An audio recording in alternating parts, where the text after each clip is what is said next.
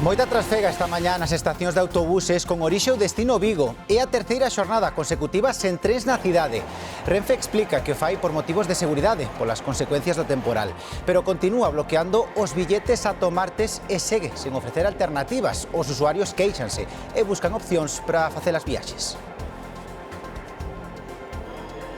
En que estaba todo cancelado ata o luns e pois nada, collen o bus ao final. Que canceláramos porque estaban todas as vías cheas de agua. Esperando a ver que vai a pasar, se vou a poder volver mañá ou o luns en tren. Saudos, que tal? Boas tardes. Os pasaxeiros de tren láianse da falta de transporte alternativo.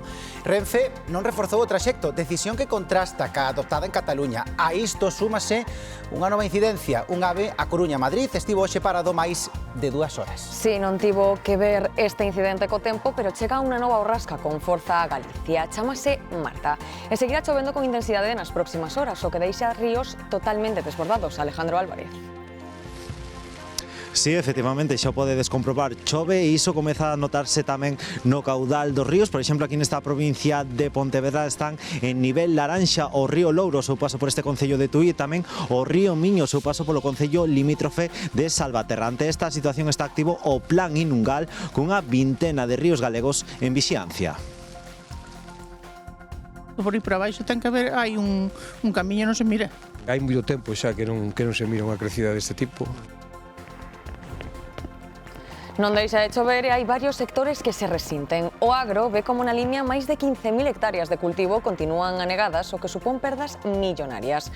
Nos Salnés, os invernadoiros saen polos aires e complican sementar os pementos. En a ría de Muros Noia, a mortandade do berberecho supera o 70%.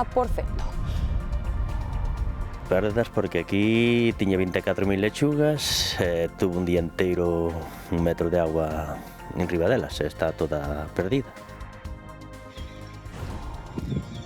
Ningún punto da península sálvase do temporal. En Andalucía, estradas como estas están xa ben destrozadas. É imposible transitar por elas. E os ríos están no punto de mira. Xa desbordaron tamén o Guadalquivir en Sevilla ou o Douro en Burgos. Nuns minutos dámoslles máis información. Galicia segue quentando motores previo aos días grandes do Entroido. Hoxe estaremos en bande cos troteiros que percorren as aldeas anunciando a troula.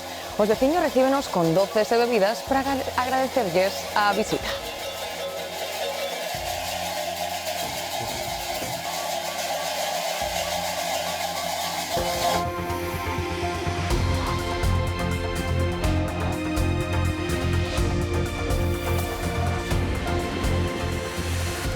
Terceira xornada consecutiva sen trens, con destino ou orixe Vigo. E semella que non vai ser a última. Renfe continúa bloqueando os billetes ata o martes e segue sen ofrecer alternativas. Os usuarios queixanse e buscan opcións para facer as viaxes. Ten máis datos Xoel Rodríguez. Sí, precisamente por esa situación durante esta mañá foron moitos os pasaxeiros que seguiron achegándose ata estacións como esta de autobús da cidade olívica, precisamente buscando un billete para poder chegar aos seus destinos logo desa ausencia de servizos ferroviarios. Moitos pasaxeiros que incrementaron a afluencia das liñas de autobús, por iso o goberno autonómico se viu obrigado a reforzar, por exemplo, os traxectos que conectan a cidade olívica con outras cidades como Santiago ou A Coruña. Os pasaxeiros lamentan sobre todo a ausencia de información por parte de Renfe e tamén esa falta de propostas de transporte alternativo por parte da compañía pública. A esta situación hai que sumar, lembremos, 2 incidencias onte no transporte de trens de mercadorías aquí na provincia de Pontevedra e esta mañá outra incidencia cun tren de alta velocidade na provincia de Ourense. Confían en calquera caso os pasaxeiros en que a normalidade poida retomarse durante as vindeiras xornadas. O presidente da Xunta, logo dunha conversa mantida esta mañá co presidente de Renfe, apuntaba que a normalidade se podería retomar posiblemente antes xa durante esta fin de semana. En calquera caso, polo momento, aínda non saen trens nin da estación de Vigo e xa nin tampouco da estación de Vigurzáiz.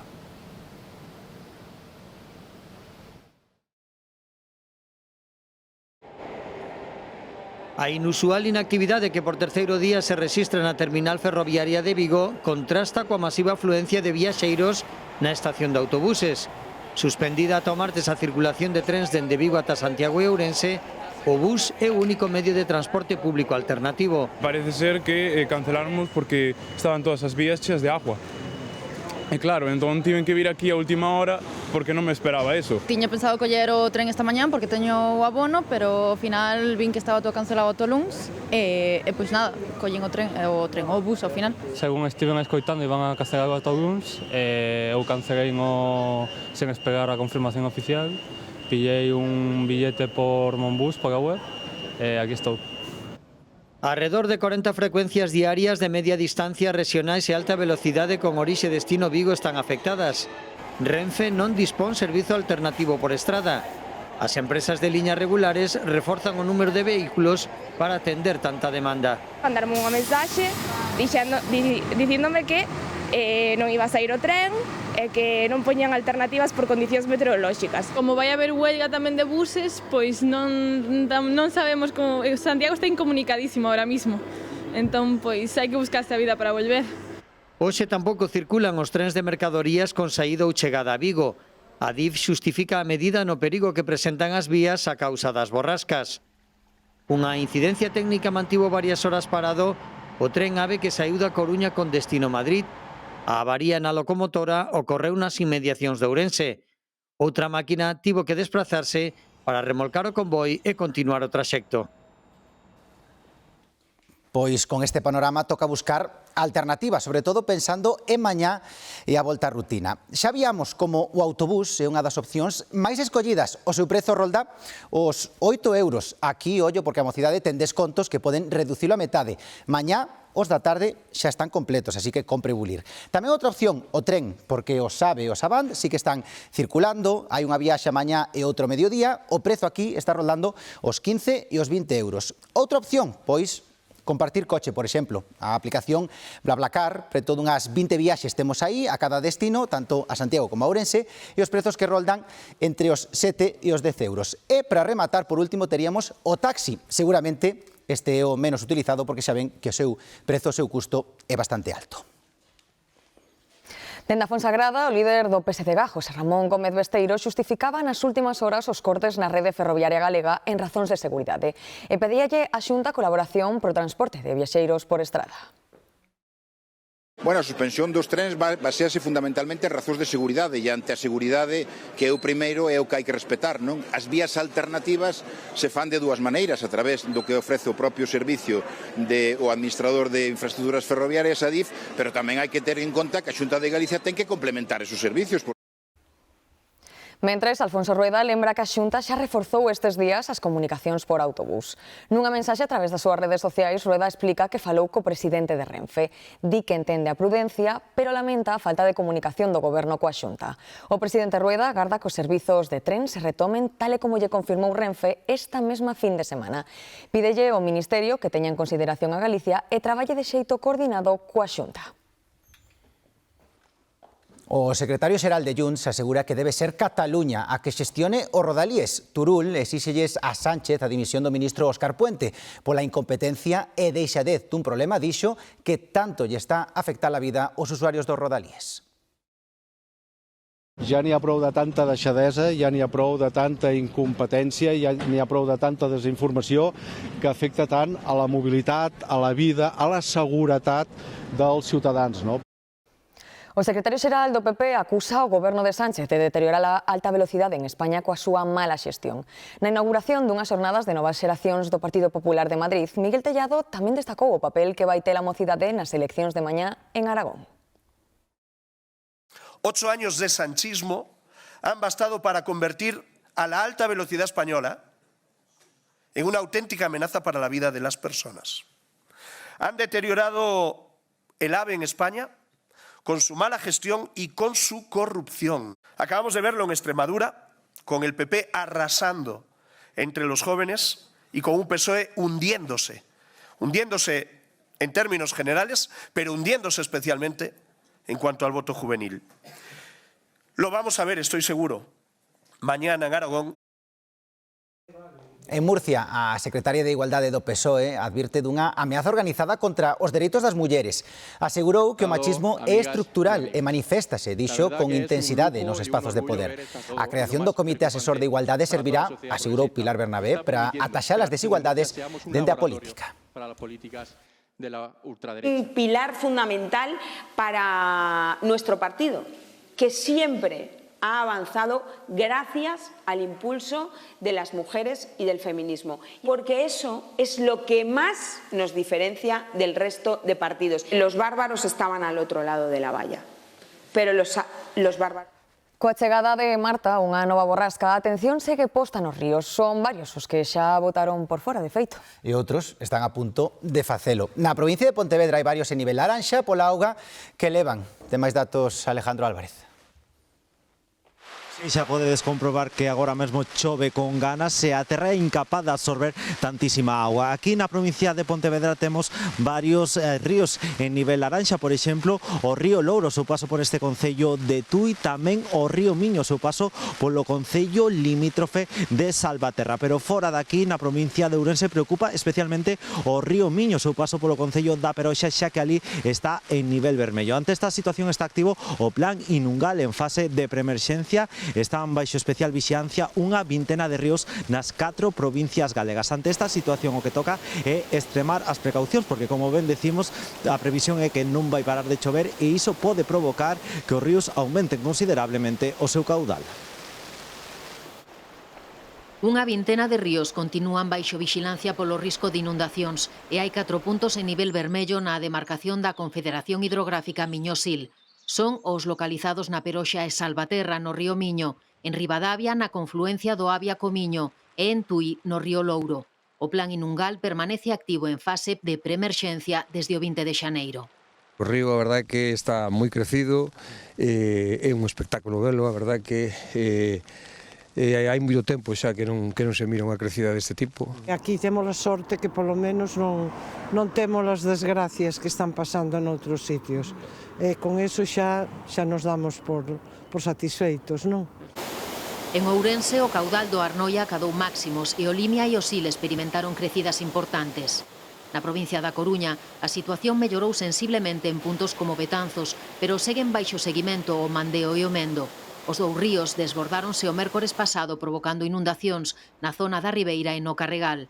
O Mandeo deixaba esta mañá estas imaxes na área recreativa de Chelo. Nas últimas horas a chuvia concedeu unha tregua tan agardada como breve. Ti sabes o que é isto, despois de non sei canto, isto era horrible, unha ruína. Polo menos hoxe, aparte dicen que mañán outra vez, tamén un poquinho, non? Diz que as dúas que empeza a chover, a ver, se quere pasear hasta que chove. Todo o litoral galego amenceu en aviso laranxa por ondas de ata 7 metros de altura e refachos de vento fortes. Co avance da xornada, o nivel baixou a amarelo na Coruña e na Mariña. Agora entra a borrasca Marta, 7ª de gran impacto en Galicia. Se va una y viene otra, es que no se le ve fin. Por no variar, y mañana también, y pasado, nada, es lo que hay. Unha vez máis, a meteoroloxía volve pedir sentido común e precaución. A conselleira de Medio Ambiente, Ángeles Vázquez, fixo balance da xestión dos encoros de titularidade autonómica. Dende Caldas de Reis, os técnicos realizaron a avaliación correspondente do encoro xunto co director de Augas de Galicia. Cas chuvias abondosas das últimas semanas, a conselleira destacou os numerosos controis digitalizados e monitorizados e as auditorías en profundidade que se están a realizar nas 29 presas de titularidade autonómica para avaliar cal é a súa situación. Fanse auditorías máis en profundidade para evaluar cal é a situación. E desas auditorías pois hai unhas fichas técnicas e despois un orzamento que en este caso por parte da Xunta de Galicia durante o ano 2025 e 2026 chega a 4,6 millóns de euros. Nestes momentos, ademais de en Galicia, hai avisos polo temporal noutras 7 comunidades e na cidade autónoma de Ceuta. A nova borrasca, que nos acompañará a fin de semana, pon, como anterior, o acento en Andalucía. A borrasca Marta ven complicar aínda máis a situación en Andalucía, onde o temporal que nos vai deixando Leonardo xa causou máis de 9.000 incidencias e obrigou a desaloxar arredor de 11.000 persoas. Marta trae precipitacións constantes, en especial sobre as zonas máis castigadas. En Grazalema espéranse 80 litros de auga por metro cadrado en 12 horas. O mesmo en Ronda, en Aracena e na Serra Norte de Sevilla. A comunidade andaluza ten 85 estradas cortadas e problemas de abastecemento de auga potable nas provincias de Málaga, Granada e Cádiz. Preocupa a chuvia, pero tamén hai avisos polo mal estado do mar e polo vento, con refachos de ata 90 km por hora no interior e de 100 no estreito.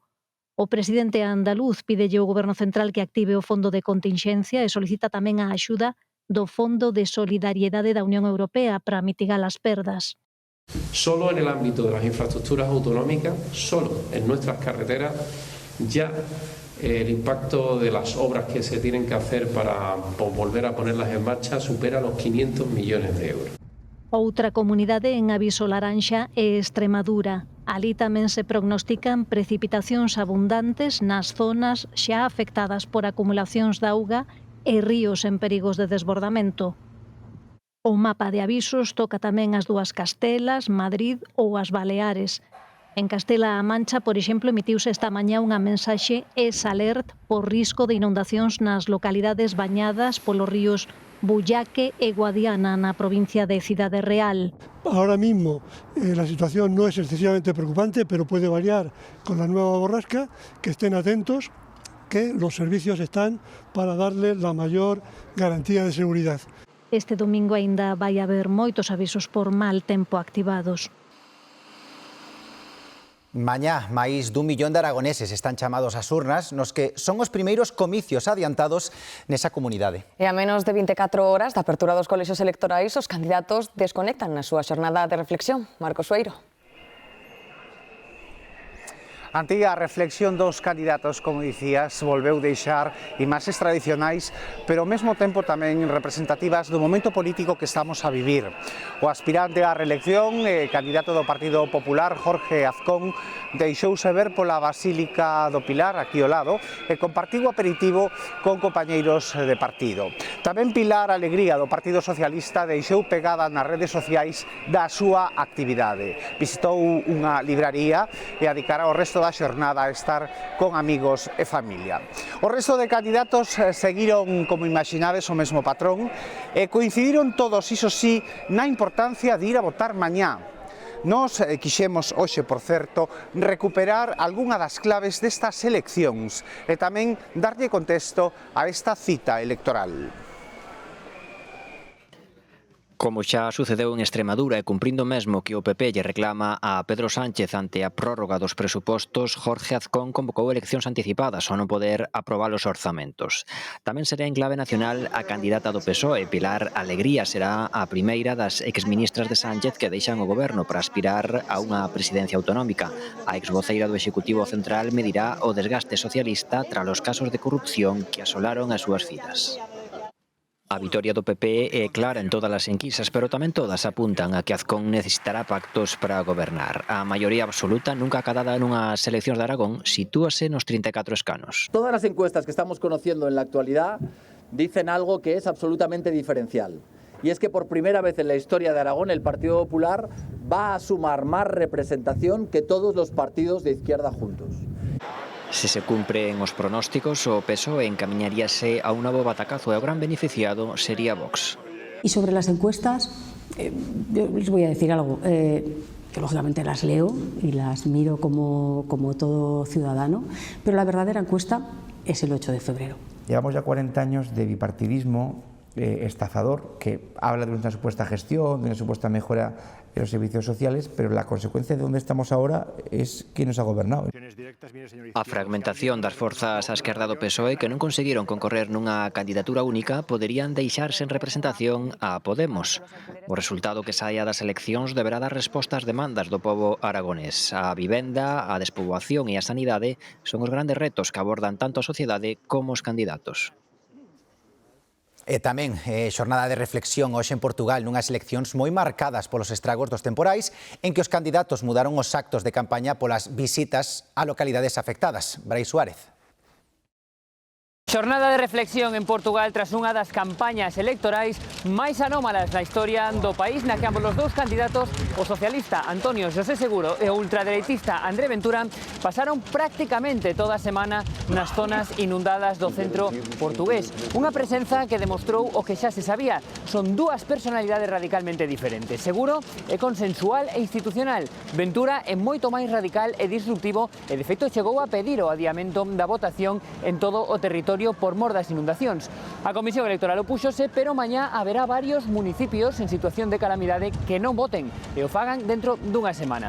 Iso sí, pouco mudaron as sondaxes que dan unha clarísima vitoria ao candidato socialista cunha intención de voto de case o dobro da que obtería o seu rival. A grande incógnita, dado o mal tempo, é a participación. Seguro teme que poida pôr en risco o que xa se dá por feito, que el substituirá a Marcelo Rebelo de Sousa no Palacio de Belén. Reunión en Caracas entre o expresidente José Luis Rodríguez Zapatero e a presidenta encargada de Venezuela, Delcy Rodríguez. O expresidente socialista foi recibido a pasada noite no Palacio de Miraflores, onde aproveitou a ocasión para amosar o seu apoio á lei de amnistía dos presos políticos. El mesmo participará na comisión que redacta o proxecto de lei. En Venezuela, os presos políticos, uns 700, segundo as ONGs, serán liberados a semana que ven. Sairán da cadea o mesmo día no que se aprobe a lei de amnistía impulsada a instancia dos Estados Unidos e que esta semana superou xa o primeiro trámite na Asamblea Nacional. O expresidente do Goberno, José Luis Rodríguez Zapatero, leva anos actuando como mediador nese país. E o país norteamericano segue actuando contra o narcotráfico no Pacífico. O Comando Sur das Forzas Armadas atacou unha embarcación supostamente operada por organizacións terroristas e que se movía nunha ruta coñecida polo tráfico ilegal de droga. Segundo o Comando estadounidense, 2 narcoterroristas faleceron. Esta ofensiva está dentro da misión Lanza del Sur, na que polo menos 119 persoas, supostos narcotraficantes, morreron dende o verán do ano pasado. Un atentado suicida nunha mesquita xiita de Pakistán deixa polo menos 31 mortos e 169 feridos. O Estado Islámico xa reclamou a súa autoría. O suceso, rexistrado no sur da capital, produciuse cando o atacante foi detido na entrada facendo estalar alí o artefacto. É o ataque máis mortífero na capital pakistaní dende o atentado contra o Hotel Marriott en 2008 e produciuse nun momento no que as mesquitas estaban repletas pola oración do venres. As autoridades do país condenaron o atentado e a ONU reiterou a súa solidariedade co pobo pakistaní. Ataque ruso a Ucraína. Segundo Zelensky, as forzas rusas empregaron máis de 400 drons e uns 40 misís dirixidos principalmente contra o sector eléctrico. Uns ataques que deixan sen suministro a varias rexións nun momento no que o frío con temperaturas de ata 6 graus baixo cero marca a vida dos ucraínos. Ante estes ataques, as infraestructuras enerxéticas, Zelensky pide apoio aos seus socios internacionais.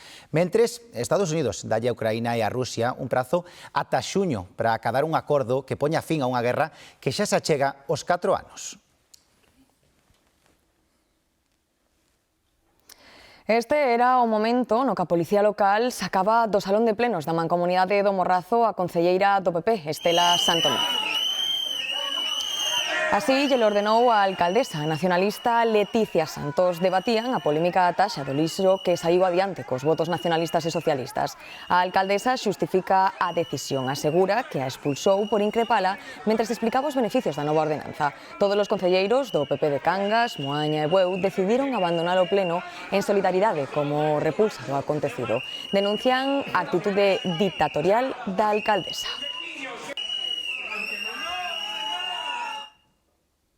A líder do BNG, Ana Pontón, falou hoxe do risco que supón para os produtores galegos o acordo do Mercosur. Nunha visita a unha explotación gandeira en Sarria, a portavoz do BNG insistiu en que os nacionalistas non apoian este acordo que provoca, dixo, unha situación de indefensión para o sector agrogandeiro. Pontón falou de competencia desleal. A importación de un volume moi importante de carne que ademais se produce en unhas condicións moi diferentes tanto desde o punto de vista sanitario como desde a súa produción social moi diferente a nosa e isto que supón unha competencia desleal para todo o noso sector de produción de carne e entendemos a preocupación que teñen os gandeiros e as gandeiras. O paso sucesivo de borrascas deixa ríos ao límite de campos que semellan lagoas. Os empresarios agricultores da Limia en Ourense calculan que as perdas económicas superan os 3 millóns de euros. Por iso, piden que a comarca sexa declarada zona afectada por unha emerxencia. Unha situación sen precedentes nuns terreos que son clave nas IXP galegas. E ese non é o único punto da comunidade con problemas no agro. Na comarca do Salnés, os invernadoiros van atrasar a plantación de cultivos como os pementos. Iria Soengas. Si, os fortes ventos arrincaron os plásticos de moitos invernadoiros nesta zona, estragando os cultivos que estaban sementados como as leitugas e atrasando os que habían de sementarse nestes días, como son os pementos de Padrón. Ademais, o feito de que haxa moitos estragos na contorna fai que as empresas especializadas non dean abasto, mesmo hai xa lista de espera para arranxar os invernadoiros. Ademais, o mal tempo está a afectar tamén os produtores de aguacate da contorna porque terían que estar recollendo a colleita deste ano, pero é unha froita que non se pode recoller húmida porque podería estragarse despois no almacén.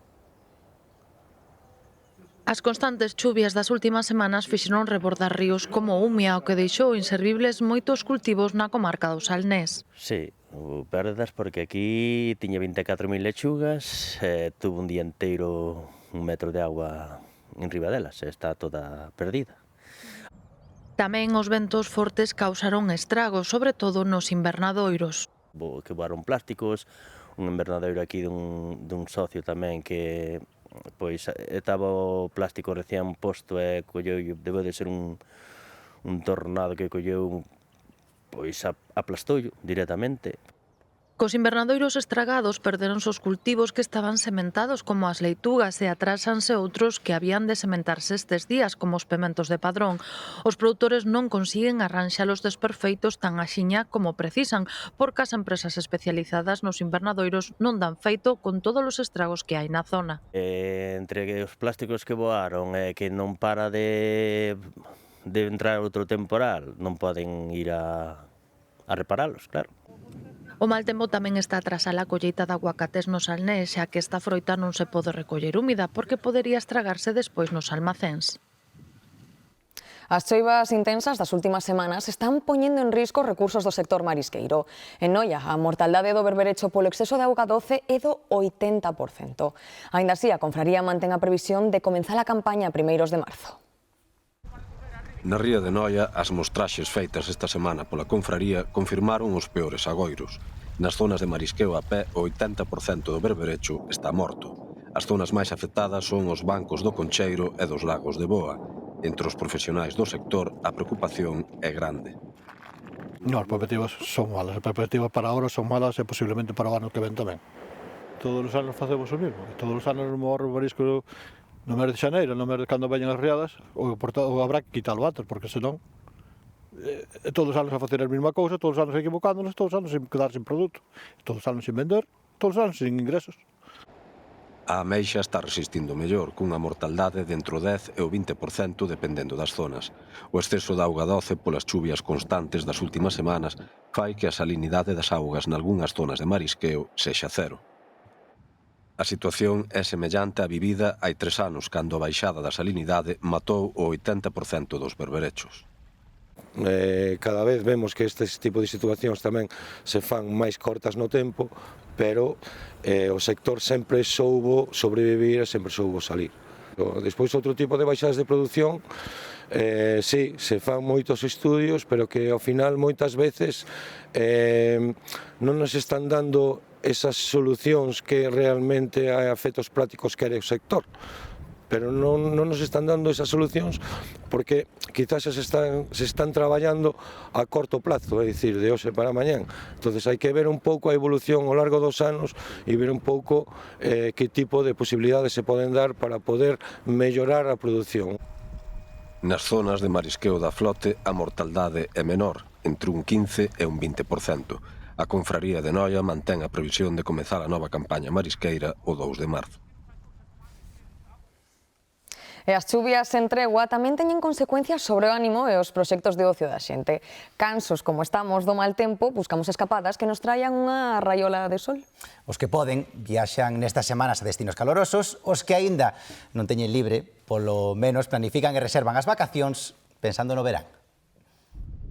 Entre borrasca e borrasca entramos no Nadal e metémonos no Entroido. E aínda que nos resistimos a que este tempo nos encerre na casa e seguimos indo á praia coa expectativa de que abra un claro, despois de tantas semanas hai que buscarlle solución, aínda que sexa a medio prazo. Os galegos cada vez que estamos nesta época do ano buscamos o sol con desesperación. É o que máis nos apetece ir a un sitio onde non chova. Os destinos máis buscados sempre Canarias nesta época, Cabo Verde ou Caribe. Últimamente vemos que hai unha tendencia tamén cara aos cruceiros polo Caribe, non só a estancia pura, sino unha estancia nun barquiño. Afortunados aqueles que o poden facer nesta época, con menos turistas, ofertas diferentes e mellores prezos. Viaxando nos meses de fora de temporada, comparando, por exemplo, con Semana Santa, pode ser unha reducción do 50% do precio. Os que teñen que agardar aínda uns meses o que fan nesta hora é ir organizando a viaxe para que se faga máis curta a espera. A venta anticipada cada vez antes, esta temporada creo que empezou sobre novembro, máis ou menos, a venta xa para o verán. Entón, agora mesmo xa hai moitas reservas, pero sigue sendo un bon momento para reservar. Durante o mes de febreiro, normalmente, xaneiro-febreiro, é cando se consiguen os mellores prezos para verán. Garanten así poder escoller destino mentres hai moita oferta, elixir os hotéis sen restricción de datas e sentir que esa viaxe xa reservada vai enxugar ben todas as molladuras deste inverno. Na provincia de Ourense xa levan varias semanas gozando do Entroido en moitas vilas e tamén nas aldeas. Hoxe a estrea dos troiteiros de Bande. Sí, a figura da súa festa e xa levan dende ben cedo percorrendo as aldeas do municipio. Eles levanlles alegría e a troula e a veciñanza agradecello con doces e licores. Valeria, coño unha orellinha por aí. Con orellas recén feitas polas mulleres, doces do Entroido e todo tipo de bebidas, así reciben os troteiros de Bande. En todos os pueblos se fai unhas fillós, unhas orellas, un dulce, para celebrar todos os anos. Temos os troteiros encantados e nós tamén que veñan, porque non hai xente, entonces pois pasas un día bonito. Moi ben, é unha cousa maravillosa, dá justo polo menos un pouco de ánimo ao pueblo. Danos alegría e quéntanos un pouco, porque co frío que vai... Tampouco faltan os bailes nin as falcatruadas, nin hai medo a chuvia ou ao frío. Uxe non hai frío ningún, nin chuvia, tú non ves que non chove. Uxe son os troteiros de Bande, como vai haber chuvia? Nada deso. Bonito dos troteiros é os povos, ir visitar a xente maiorciña, cada vez temos menos xente, menos portas abertas, pero bueno, así é a vida e a realidade. E a ilusión que creamos nesta xentiña, porque madrugan, levántanse cedo para ternos os dulces preparados, eso hoxe en día é de agradecer. Na casa de Francisco, na aldea de Seoane, a presenza dos troteiros é aínda máis especial tras a perda da súa muller. O Entroido que veña moitos anos. Hombre, como non vamos estar contentos de que veñan ao pueblo? É importante pasalo ben, disfrutar. O Entroido é o que é, trolear, saltar, botar como os troteiros. Eu son troteiro, de feito, pasa gando mal da espalda. Pero bueno, o caso é que veñan ao pueblo, divertir a xente e pasalo ben. E viva o Entroido, e viva Bande, e viva Recarei! E de troula van seguir toda a xornada para anunciaren que o Entroido xa está aquí, trotando e facendo soar as súas chocas por unhas 30 aldeas. El Alín celebra este domingo a 58ª edición da Festa do Cocido. É unha das festividades gastronómicas máis importantes de Galicia. O conselleiro de Educación, Román Rodríguez, participou esta mañá na apertura da carpa cos postos xa preparados. A capital do Deza convertese mañá no escenario de desfiles con carrozas e charangas, actuacións musicais, a lectura do pregón a cargo do cirurxián Diego González Rivas e a tradicional comida popular onde o cocido de Alín será o protagonista. E veña, máis Entroido. Na Fonsagrada, a chegada do Carnaval ben marcada pola celebración da súa famosa Feira do Butelo esta fin de semana. Máis de 20.000 kilos de botelos a uns 13 euros o kilo agardan os que visiten esta fin de semana a Fonsagrada. É típico hora do carnaval para o cocido, acompañado con unhas pataquiñas e un lacón, soar, touciño, ao final faz un plato moi bon, a verdade que... O botelo ya androlla. O botelo ya androlla. Hai xente que se define un pouquiño máis pola androlla porque é carne magro, sin a costela, e despois sí que hai xente que prefire o botelo. Este embutido propio da montaña luguesa elabórase seguindo un proceso tradicional. O butelo de Fonsagrada é un produto que se basa en unhas cores moi simples: costela, pelexos e adobo. E, bueno, a tripa. É solo eso. É un produto básico da terra e que, bueno, como xa dixen, moi representativo de Fonsagrada. A feira, declarada Festa de Interese Turístico de Galicia, cumpre 29 anos sendo un escaparate para os produtores de Botelo e para outros artesáns. A nivel de gastronómico, pois mira, desde comprar unhas anchoas a comprar chocolate, a comprar unha navalla, a comprar un cesto, a comprar roupa feita a man para un neno, a comprar o pastel de Fonsagrada, que é o postre millor que se pode comer despois dun bon cocido, non? Están previstas atraccións para os nenos e actuacións musicais.